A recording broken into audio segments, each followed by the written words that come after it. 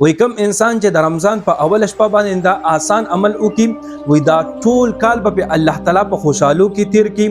ټول کال به الله تعالی په مالداري کې تیر کی،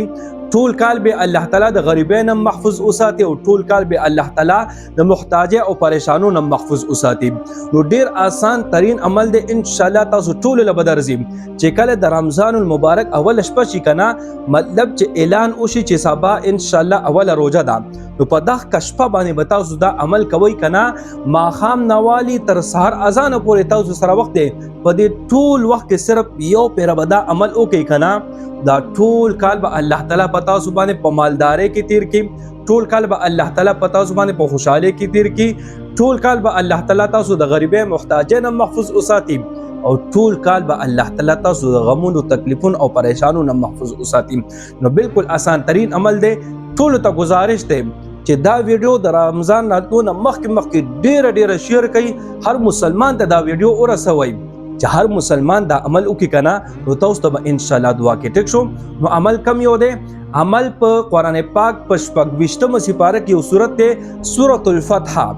دا سورت چې دی کنه دا به تاسو د رمضان په اول شپه باندې کوئ، یعنی چې سبا له رمضان دی کنه سبا چې اول روزه ده په دغه شپه باندې به دا عمل کوي چې اعلان وشي سبا روزه ده، بس دا سورۃ الفتح به تاسو یو پیر تلاوت کوئ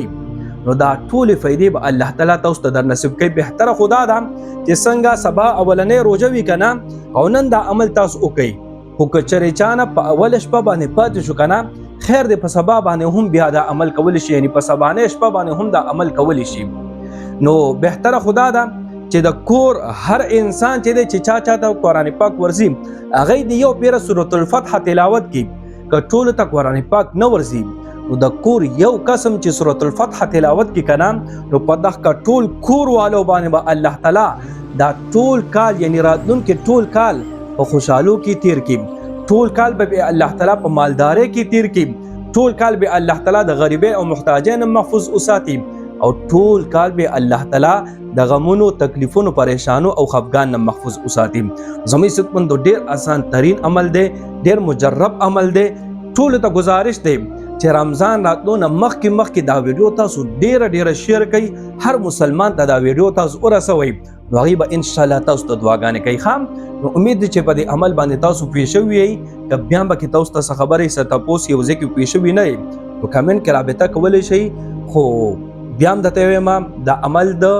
اول رمضان چې وي هغه شپه باندې تاسو خامخا وکئ او خپل خپلوان خپل رشتہ داران د دې فضیلت نه خبردار کړئ. ټیک شو جی. السلام علیکم ورحمت الله وبرکاتہ.